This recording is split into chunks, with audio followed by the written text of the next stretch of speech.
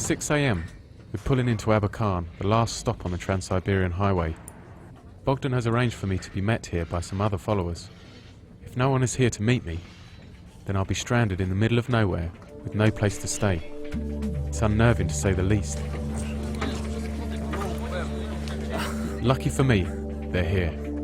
Roma, my new host, introduces himself. Roma and his wife Tatiana live in one of the mountain villages established by the Church of the Last Testament, close to the location of the festival, and that's where we're heading.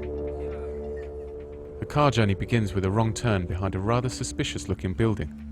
As we reverse up the dirt track, my mind wanders, and I realise how vulnerable I am. Fortunately, we're back on the main road before long.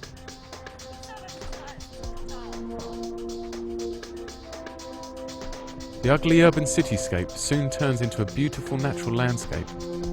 The road becomes more rugged the further we travel into the mountains. We arrive at the village of Pt2, where Tatiana and Roma have built their home. The house seems modern compared to many that I've seen on my journey. It could be easily mistaken for a chalet in the Swiss Alps. Home. Sweet home. As Roma packs the stove with firewood, Tatiana lays out a beautifully prepared meal made from the vegetables grown on their land. For 2 hours every day I'll go here and do something. We have already take from here onions. The Siberian climate creates very fertile soil this time of year, which is fundamental for their survival. The Vissarion has said that God created humankind with his hands. Therefore, every person should be a creator themselves. This is why there is such an emphasis on the arts and crafts within the community. As I look around the village, it's not immediately apparent that there's any particular religion at all. There are a few photographs and books discreetly placed on shelves. They give thanks before their food. In the afternoon I noticed Roma disappear with his brother for some private prayers and meditation. No one in the village seems to be ruled by this faith.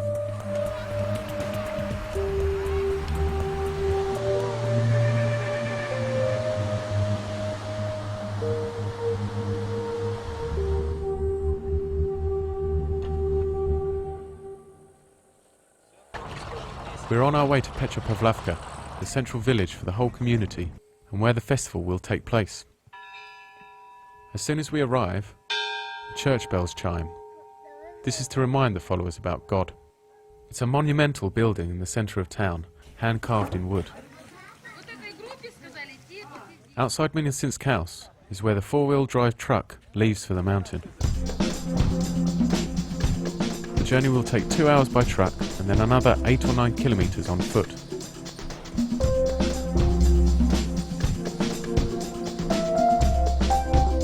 The truck only drives so far before we disembark. As we walk, I ask one of the followers about community life on the top of the mountain. Olga is an English teacher. 40 families live in the town. They have gardens and they grow their vegetables.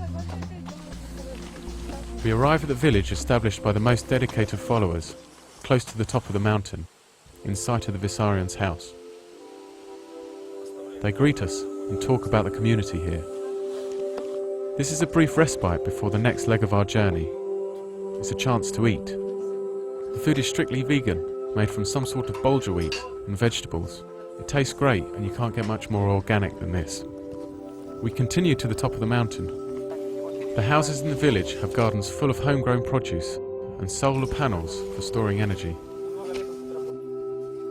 It's a long trek and many people get tired during the journey. We get close to the Vissarion's house. That's his house. Yes, that's his house. Is he there? Yeah, if you feel something in your heart, you may. Some people feel, teacher. The temple behind the house is not the first to be built here. It is a new temple. On this place there is a wooden temple, but the temple was burnt. But the teacher said that we have not much belief, and that is why the temple was burnt. The Vissarion saying the followers didn't have enough faith is simply not fair. Sounds like blackmail to me, letting the followers believe that they were in some way responsible. There are 4 families that live at the top. Vadim, who's the Vissarion's right-hand man. He's the person who writes down the words of the Vissarion into the books of the Last Testament. There's also the Vissarion's guard, who lives here with his family to protect the Vissarion, and the gardener, who's responsible for growing a fantastic assortment of produce. In the big house at the front, Vissarion lives with his 5 children and his second wife, who appears in many of his paintings. The altar of the earth is the highest peak of the mountain. It's here that the followers feel closest to God, and where the Sunday Mass takes place. People from all religions are welcome to come here to pray. Feels to me like this is a holy place, but only because of the people's reactions. Perhaps that's what defines a holy place, the people and their behaviour.